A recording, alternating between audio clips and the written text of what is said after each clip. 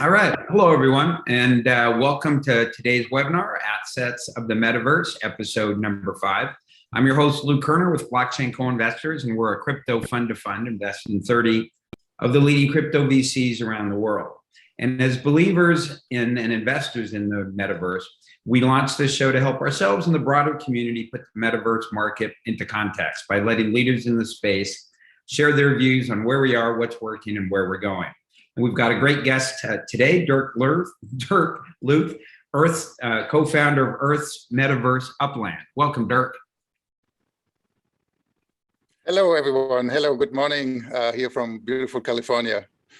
Yeah, a little jealous, although it's a pretty day here in New York. Dirk is going to talk for about 10 minutes, after which we'll chat for maybe 10 minutes. And then we're going to open it up for questions from the audience. So if you have a question, you can ask in the Q&A section on Zoom. And if we pick your question, we'll let you know via the chat. And when it's your turn, we'll bring you up on stage as a fellow panelist. And with that, I'd like to turn it over to Dirk. So Dirk, you want to grab the screen? All right. Yeah, I will share my screen now. 1 second.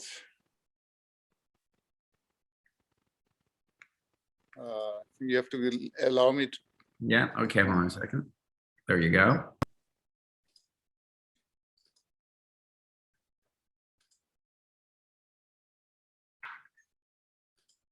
Okay, just getting there slowly. All right. Cool. Can you see my screen? Yes. All right, so let me just go into presentation mode here.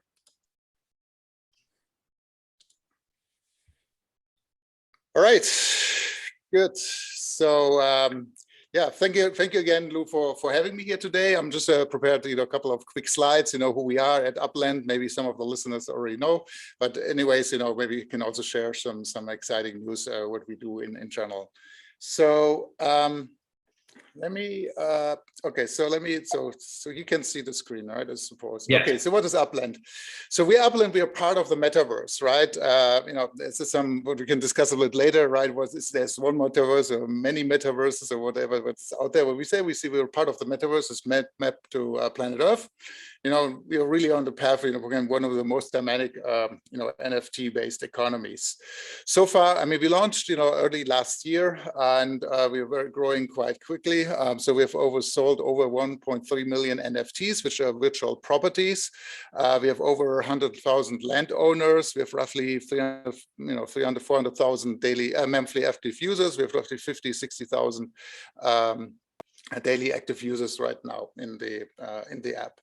So what do we do? So when you think about Upland, we always said we were inspired originally by the game of Monopoly, and I assume that most of the listeners here today know what this game is about. It's about purchasing streets and buying and and collecting them and building something on it. And that's how we got inspired. And basically, we say today Upland is based on 3 pillars. What you get is with Upland, today we are available on iOS and Android because we had a strong philosophy from day one to say, okay, hey, we want to really build something which is suited for the mass market. So we're mobile first. So when you download Upland from the App Store, you can use it also on your just regular device. You get a map application, and then you get looks like Google Maps, and then you can zoom in, and then you can go and purchase a property which is based on an actual address. And that's where actually then the fun begins. The first pillar kicks in when we say play. So what you do now is you have to now collect properties with the same characteristics, let's say 30 properties on the same streets, or maybe collect 3 museums or whatever. So we have to find those properties. So why do you want to do that? The reason why you want to do that is because you actually start earning a yield. Once you own that property, you start earning a small yield, 70% a year on that property. And when you complete the collection now, you can actually increase that yield. And that sets in motion, supply and demand, a lot of, trading between the players. We have some other, what we call game engagement points. We call that, for instance, also, we have treasure hunts, we have scavenger hunts, Dirk, and lots of other things. When you likened it to Monopoly, so it sounds like, one of the elements like in Monopoly, you can buy property, but you don't get rent on them until you have 3 of them or 2 of them, right? Or all the ones with the same color. So is there an element of that? Yeah, that's exactly the same type of what we call collection mechanics. We call that maybe, collect, we have, when you take a neighborhood, right? And we're currently live for, several cities in the US where you don't have to be live. But when you're in that city, you collect maybe 3 properties on the same street. So that's the element, right? The color is, they are now on the same street, or they have another, they belong to a neighborhood, right? That's how a collection is defined in Upland. And so as you think about how the 1.3 million in NFTs that you've sold to date, do you break them up into different categories?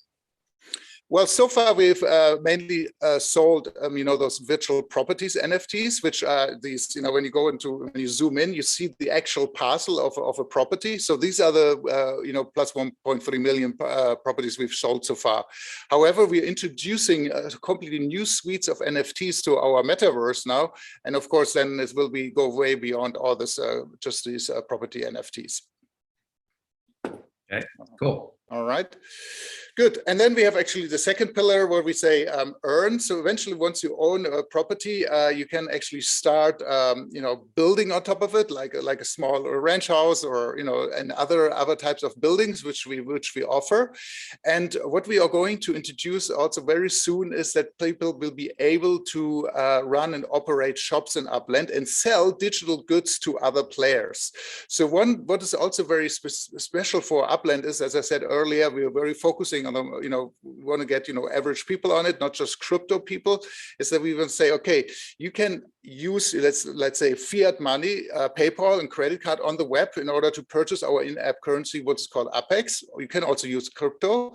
However, we also have what we call property to USD. You can sell your properties for US dollars, because we are working with Telia Pay, which is a subsidiary of Second Life, and we allow users to sell their properties, which are NFTs, to US dollars for other players. In the future, once we have other NFTs in the metaverse, you will be able to also sell them for NFTs. So that's how you actually extract the monetary value out of the game, if you want to do that again. What is also very unique in this whole earn component is what we also recently launched, is what we call the NFT portal. And currently it works with Wax NFT, is that you will be able to import NFTs from other blockchains into Upland and use them in Upland, in the metaverse. For instance, when you import, let's say, digital art, you can run maybe a digital art gallery and sell digital art, even though the originally NFT came from another blockchain. So maybe from Ethereum, whatever, but actually you run in your small shop in Upland then this art gallery. Or maybe it's a car you import from another, because we're introducing cars also in Upland, so maybe import the car and you go. So what we want to do is we want to really cast this utility feature into Upland. So that's the second pillar.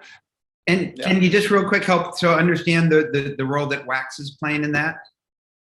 So Wax is, so we had actually did a collectible card set for the blockchain heroes back in April, where we sold some collectible cards. They were all on Wax, and now when you own those cards, you can take those cards and import them into Upland, right? And then depends always what the in this case, the specific case, you can use it and you can extract, you can extract something you can then use in Upland, which is called Block Explorer and some other things.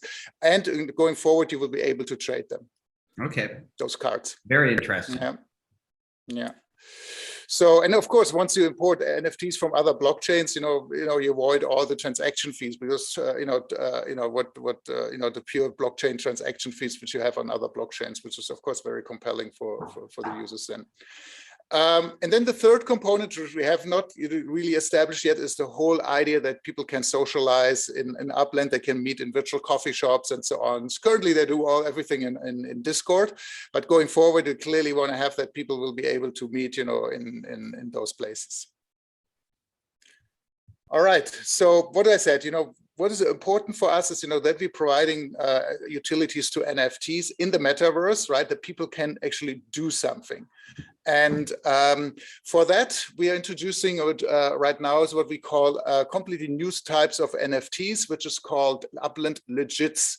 And here, we want to enable, sports brands, personalities, any kind of brand who have some, digital IP in the real world also to extend, their presence into the metaverse. Yeah, and in this context, we have announced previously that we have a license agreement with the NFLPA. So we're going to introduce the NFLPA legits very, very soon into Upland, where people actually can purchase different things. I'm having a sneak peek on how that's actually going to look like.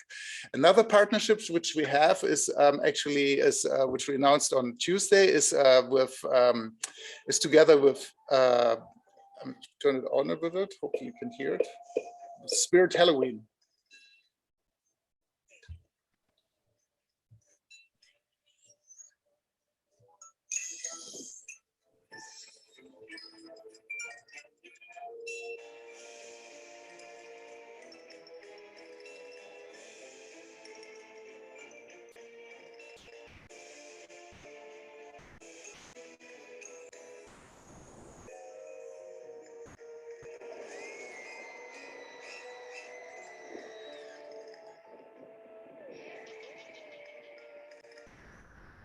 So this is our llama, which you see now. Use our hero, which you see also here on my shirt. That's great. Wow. So we're going to introduce. So that is we bring in real world brands. If you live in the U.S., everyone knows Spirit Halloween, which is a huge retail store. They pop up just a month before Halloween, and people can buy their costumes and what they like. And we have an exclusive agreement with them that we're going to bring NFTs from Spirit Halloween. People can purchase into Upland. So let me go to the next one. So, and I have maybe 3 or 4 minutes quickly. I'm going to rush through that, Lou, and stop me if you have questions. But how do we provide actually NFT to utility to NFTs, right? We say we are, on one hand, we want to gamify everything, where we have actually some mechanics in there, what is not just owning an NFT and then sits your wallet, gets boring. No, you can do something with them. It's geolocated because we are based on the real world. And by the way, you don't have to be in the cities. Right now we're alive in roughly 10 cities in the US, New York, San Francisco, and other cities. But you can do something, let's say, virtual locality. And then we have the context. There's also why you can do something at a certain moment. And to run you through that, I mean, just have the example. We have, of course, mentioned now US football, but we hope also to bring in normal football brands into the Upland. Football in the sense of what Europeans say, I'm European, is soccer, right? And how are we going to extend them into the metaverse? And the way we see it's actually, put yourself in the shoe of a soccer fan, right? Do stuff before, during, and after the game. And before the game, what you can do is you can go and mint what we call essentials. Essentials are those Upland legits, which look very nice looking 3D objects, which can be virtual jersey or something. So you can start doing them. And while you're doing that, you start building up your fan score, which is super interesting, right? And because you have a certain amount of essentials, which can be this jersey and so on, you have a collection mechanic in there, and then once you have those, you can, in that later stage, once you have reach a certain fan score, you can merge them and you can get special NFTs out of that. So you have always something to do. Also, what you will be able is that those legits can be signed by players. Yeah. So that is what is very important, because what you want to do as a player, you want to get to a high fan score in order to be on top of the wait list. Because when then before just the game starts, you take, actually this is a small demo of Upland, right? You take a plane, let's say, you have to go from one city to the others to go to the stadium, and you have to fly there and take a plane, right? That's that's how Upland works, is everything's really like in real life. So I'm going to skip that, but that's what you do. You're taking the plane. So once you've arrived there during the game, right, before the game, you know, as I said, you're on the wait list, right, and then you have to register into the really shortly before the game, register, right, to get in line to mint one-of-one mementos. Because what is now special is what we have is that there's only one-of-one certain things, and that's because you had to collect stuff before, and when you then achieve a certain position, the waitlist, now you can what we call memento or memorabilia. You can, this is really one of one, which is very unique. And then, but the important thing is, because we're local, you have to be in the city in order to purchase it, right? Or you have to be near the stadium. You cannot just go in the app and purchase it. So you know that's why the locality aspect comes in. And then after the game, what is now interesting is that maybe some of those mementos become really hot, because in the sense of, but if you have maybe Mahomes or in U.S. football, right, you have them and they come and maybe they scored a special touchdown or something, and now this NFT becomes really hot because it's one-of-one NFTs, and which is super, super interesting. Yeah, and what can you do then with those NFTs which you own? Well, again, we go back to the players. You can fire up a fan store in Upland and can go and trade your NFTs for other NFTs, or just sell them for Apex or for US dollars, which makes that compelling. So, but basically, I'm pretty much done with the presentation. But that's what sneak peek about what Upland is about.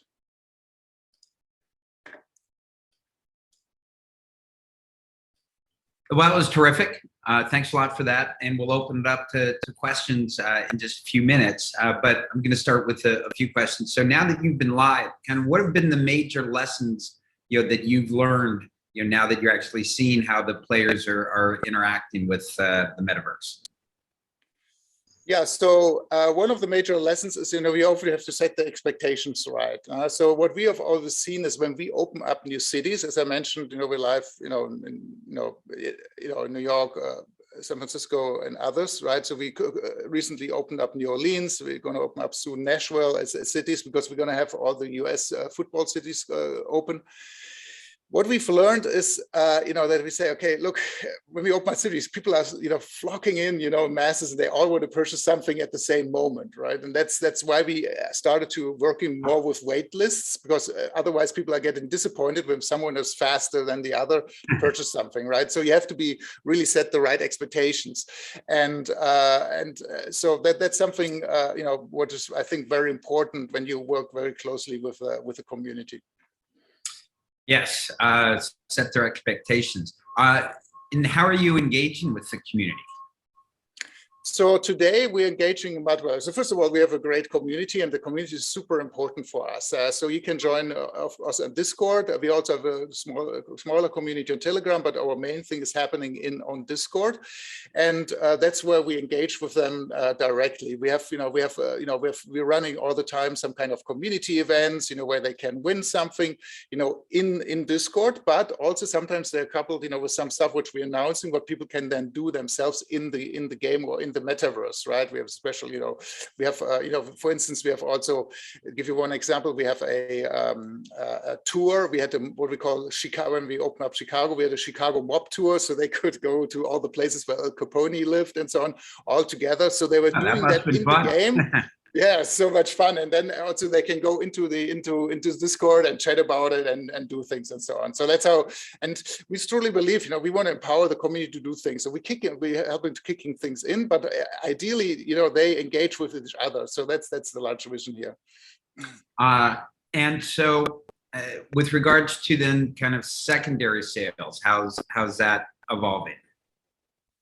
So, yeah, so we have, because, of course, we have a lot of secondary sales for Apex. So to give you one, we have our in-app currency, what is called Apex, which just gives you $1 equals 1,000 Apex. So our users can sell for Apex in the game. They do that a lot, right? But they can also trade for US dollars. So they can, sell this for that. And so far, it's been quite good. We have, I think, roughly on the secondary market, which is, in US dollars, which is only, live with more people since I think it was June. So I think we sold right now, or the players sold between them roughly 1.5 million for $1.5 million US dollars so far. Okay, very interesting. Okay, well, we've got our first question now from the audience from Mark. Hey, Mark. Hey, thanks for organizing this, Lou. Dirk, I'm a Series A investor through the Redbeard Ventures, and I decided to do some due diligence and start actually playing the game. And ironically, I've invested more in the game than I have now in the Series A because it's so infectious. And I just have to say that you have an incredibly vibrant community on Discord. It's just blown me away. I'd like to ask some questions. So congratulations on all of that. I'd like to ask some questions about utility in the game and thinking about. I'm particularly interested on the aspect of building businesses inside the game. From what I gather, people are super enthusiastic about that. The idea of building structures on the properties. And having people rent or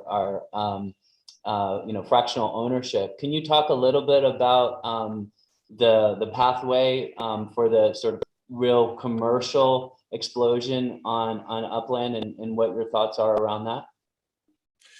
Yeah, I think that's a very good question. So, I mean, that's the big vision, right? Because we say, it's earn pillar, which I just explained, is going to be so, which drives, also lots of other games. And that's where we say, okay, where we want people really interact with each other. That's also where we said, because right now we're subsidizing the economy by, giving you the free yield, right, in a certain sense. But going forward, we always said that we're going to reduce that once the stakeholders or different players are interacting more with each other, because the big vision here is to really set up an open economy like another country, right, where people interact. And this can be now and then. Coming then to your questions towards the shops. So we had a little bit delay with the shops because we did the partnership with the NFLPA there, because we were launching this now.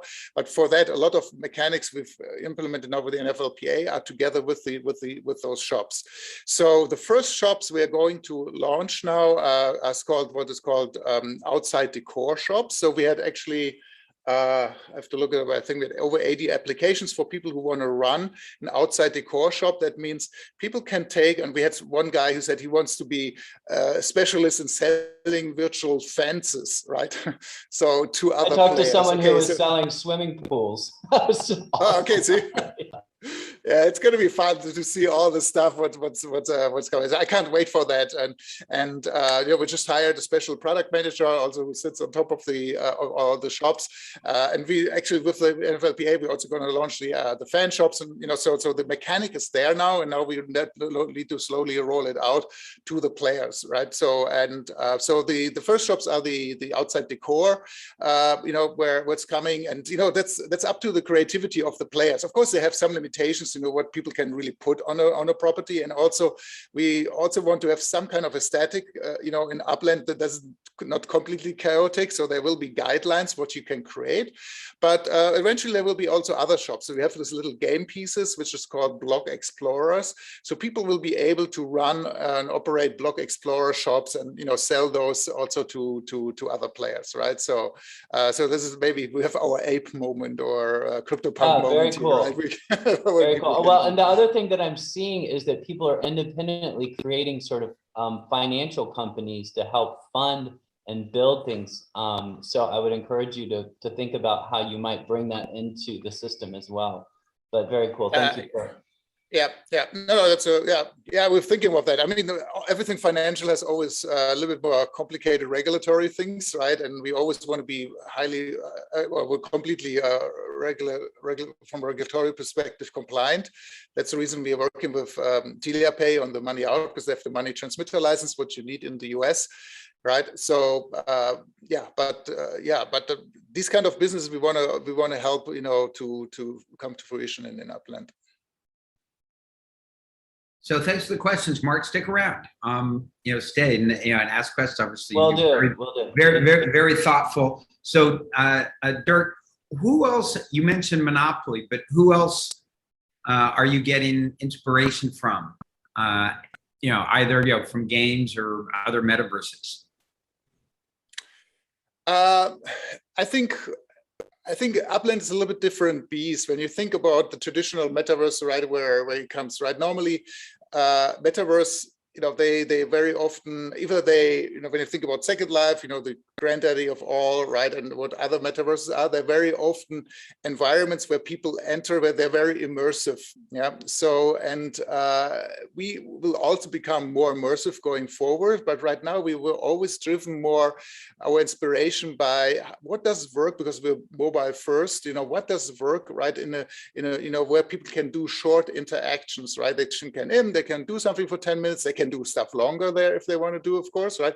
But that drives us, that inspires us. And so there we're looking into mechanics which are working, in existing other games, which we can maybe then transfer from as an aspiration into Upland, right? And the treasure hunts is one thing. What I'm also particularly excited about is, we're working on cars right now. We've seen that people are going with the plane from San Francisco to New York, maybe from SFO to JFK, between Cleveland and Chicago. We have a partnership with Hyperloop. They have to take a Hyperloop. But what do you do when you want to take a car now to, let's say, here in San Francisco, maybe to Lake Tahoe or somewhere, and there's no plane, so you need a car. So we're going to introduce cars into Upland, and then you will be in there'll be interesting features in there. It will have an odometer, so the more you drive, the value of your cars goes down, just like in real life. But you can also take that car and then participate in a car race and compete against others, and win some prizes and so on. So, and that's, of course, that's where we where we look, what kind of mechanics are working in other games, and then we see, okay, how can we use those as inspiration for our own for Upland. Yeah, I mean, obviously it's infinite, which is both amazing, but also a challenge to have to choose between everything. When you work with a company like Hyperloop, what is it that they're trying to get out of the partnership? So they want to experiment, right? So I think for Hyperloop, I mean, we all know Hyperloop is not live yet, right? So they also want to start for them. For them, it's important to start, educating people what Hyperloop can do. I mean, we have a very simple integration right now, so people just see that they're riding the train. But going forward, we will see also other things. They also want to maybe produce some NFTs, so people actually, work with the brand of Hyperloop a little bit more. But we also see that there will be, some experience. So right now, as I said, it's a very simplistic experience right now. But I also see in the future that once you enter the Hyperloop in Upland, you actually see a full 3D video how it's going to look in the future, and then people can start experiencing, either because Hyperloop has already launched, they want to see how it is like to be in a Hyperloop, or if it's how it's going to be. So that's I think at the end of the day for them it's branding and educating about what they do. Mark? Yeah, can I ask a question? One of the things that's really kind of fascinating, and I confess that I do sort of government affairs in my real life, but I'm starting to see the citizens of Upland kind of organize themselves to communicate with your team, and so have you thought about, and I think this is just sort of a natural evolution, particularly when you have play to earn, because people have significant amount of money, and so they're really vested in the system, and want to have some sort of mechanism, maybe to have some ownership or some say in terms of how the whole metaverse evolves. Have you thought about how to incorporate that? Do you see this as a sort of top-down type situation? How do you democratize the sort of ownership and direction of your metaverse? Can you talk a little bit about what you're thinking in that space? Yeah, that's a very good question. That's what we're thinking about all the time. So we always said, because we're our philosophy is to be decentralized as possible, but not to do wrong compromises on the usability of an app or something, right? But what we always said is that Uplanders in the future will be able to designate a home address in a certain neighborhood they want to be in, and then once they're in this neighborhood, they will they can gather together with other uplanders, right, to maybe then in a decentralized manner to govern what they want to do in that neighborhood. So I see different levels of governance here. So the first thing is, and by the way, we see that also today, we call that by the virtual locality. So people from all around the world, they have to gather together in the neighborhood of San Francisco. They've never met in real life, but they all somehow got together in this place, and maybe they want to create a neighborhood which is specialized on art or something, what they want to do. So the way we see it is that we will build structure that they can actually in a decentralized manner decide what should be there. They vote for it, right? They what kind of shops in that neighborhood should be. So it's not us, and Upland's going to be the world. It's going to be so complex. We cannot even manage that as a company. It's just impossible. That's the reason we have to decentralize it. So what we say, okay, when you have your neighbor, when you have your home address there and others, you can vote, how many, outside the core shops, as we mentioned, that you want to have in the future there, right? Because it doesn't make sense to have in one neighborhood 50 outside the core shops. Maybe say, okay, hey, this person should run it or whatever, and then other person runs something else. So that's how we see it, how it's going to be on that level. But I also clearly see on, let's say, the overall Upland level is that we also introduce some kind of voting mechanics, right, where people can define over. I cannot disclose too much because we're thinking about some concrete things here right now, but it has all to do with governance, right? So there will be some stuff we're going to do and we will introduce. Yeah, that's cool, because I'm part, and I've been invited for a council of like sort of the most staked players to try to come together to put some proposals forth to your management team about playability, all sorts of issues in the game, and with the idea of supporting your path forward. So I think the idea of figuring out a way to encourage that, and obviously not lose control ultimately of in a way that would be detrimental to the game, but sort of let that flourish, is just super fascinating to me. So.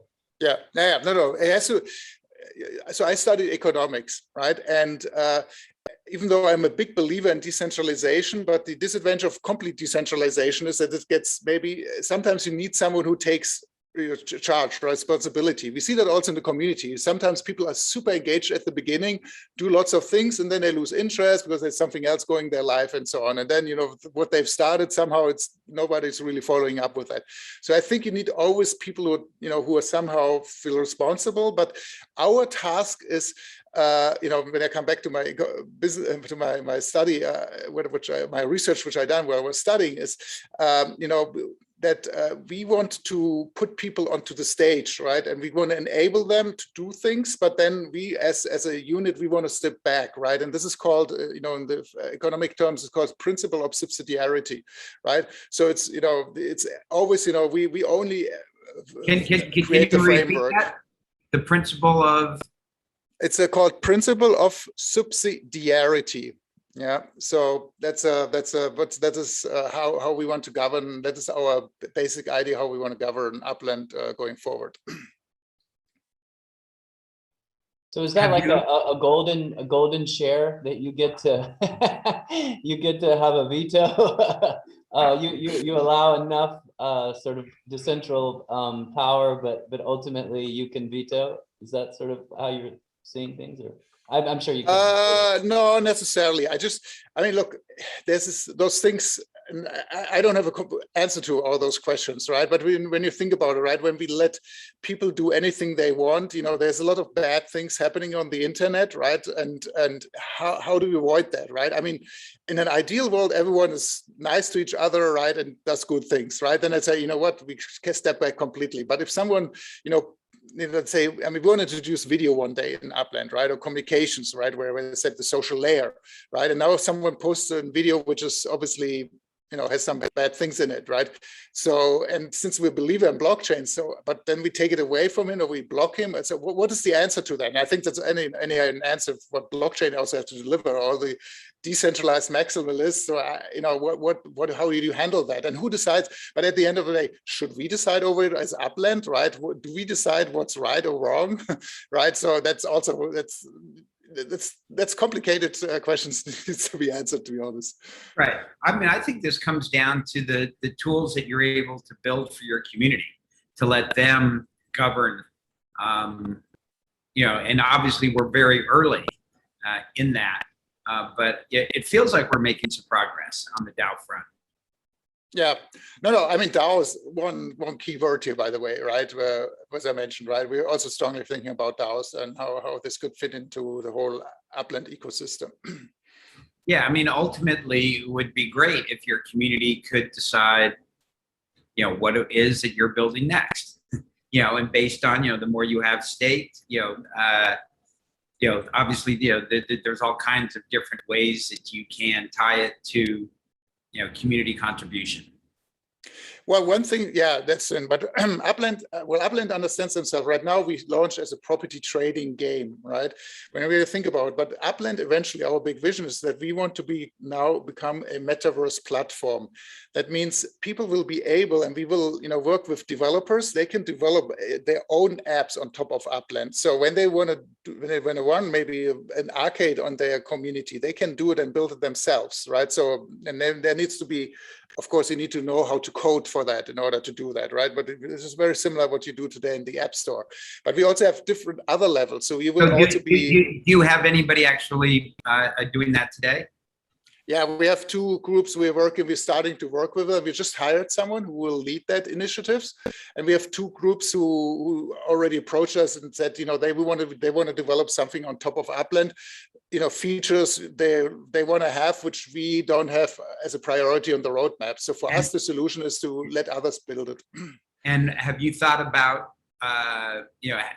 maybe having some kind of fund to give, further incentives to people to build? Yeah, that's the midterm goal. Yeah. Mm-hmm. Yeah. So think about, we were discussing the other day grants and these kind of things. If I could, Lou, that's a fascinating idea. And one of the things that's already happening actually is that people are organizing basically funds, bringing together folks who are active in Upland to raise capital to do things like that inside the game, whether it's like to develop a particular neighborhood or et cetera. So I think that is incredibly fascinating. What's interesting is coming at this from participating in Lou's syndicate, right, to investing in Upland, to becoming a player, to getting completely out of control buying properties, to then getting connected on Discord to all of these guys who are then thinking about governance, developing funds inside the game, which is sort of the next level. And so Lou, one of the things that's fascinating to me is the idea of folks like yourselves basically seeding funds to develop things inside these metaverses instead of actually investing in them, just investing. Oh, definitely. No, that's definitely hopefully the future, right? And that's, getting to these DAO governance, right? It would be, right, if you, I mean, it just seems inherent that the DAO structures are going to be, to create massive value, right? And by seeding it, and starting it, and it's a win, obviously, for everybody. But I think, there's a lot of value creation from the seeding part. Yep. Yeah, and the great thing is, obviously, Upland, is a massive beneficiary. So that's why we're all kind of growing in the same direction. Exactly, it's completely aligned with your growth strategy, and to the extent that you create sort of gateways for people to develop that, in ways that are safe and constructive for the game. You don't have to do everything yourself, right? And you can really sort of let it sort of, blossom on its own. So it's just fascinating that sort of multi-level of potential investment opportunities inside these metaverses, Lou. So I'm kind of nerding out on that right now.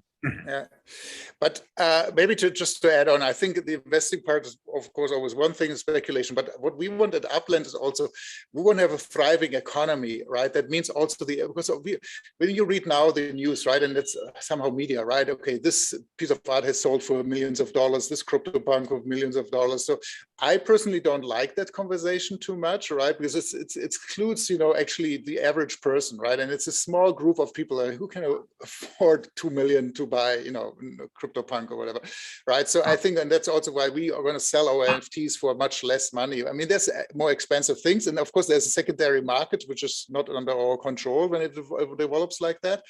But what is important is, when we really want to get a lot of people excited for it, we cannot be just the elite of the crypto people who are just ahead of everything, right? We really have to get everyone on board. For us, that means, pricing is one thing, but also giving features. When I said, that you will be able to provide services to other players, maybe you operate a shop and then you have someone who is there, right, taking care and answering questions because you own the shop, but you cannot really do it, right? It's just like real life where you get something in there. Or maybe you don't have to be a developer to develop something. Maybe you're an art, you're a designer, and you start creating those swimming pools or virtual fences for the one who wants to operate the shop. You create those, like with Adobe Photoshop or whatever, a Blender type of tools you're using, and then giving it to them. So that's what makes it so exciting. So it has to go really broad in order to succeed. I'm strongly convinced of that.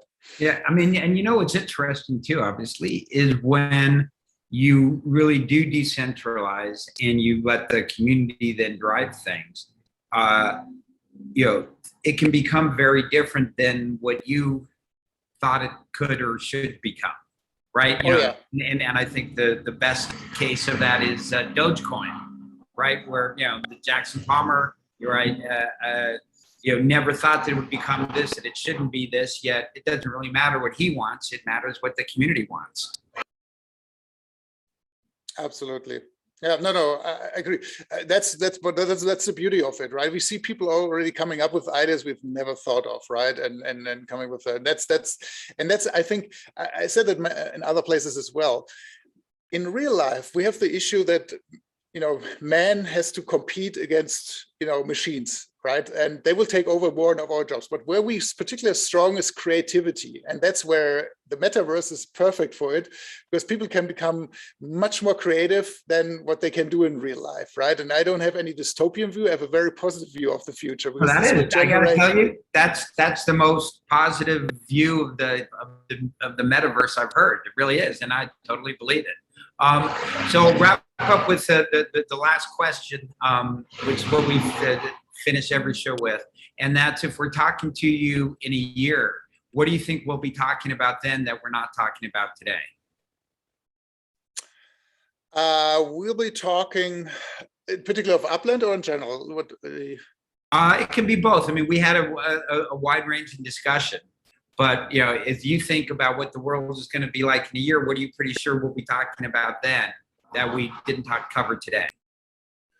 So I think, I hope the conversation will shift away from this technical, technical terms, which blockchain you're based on. It can be so super tribal. So people are really talking more about content. And I think that's what I'm expecting. They're more talking about, things they do in the metaverse, things they've exchanged, who they've met in the metaverse. So I think this will start to happening roughly in the year. That's my hope here.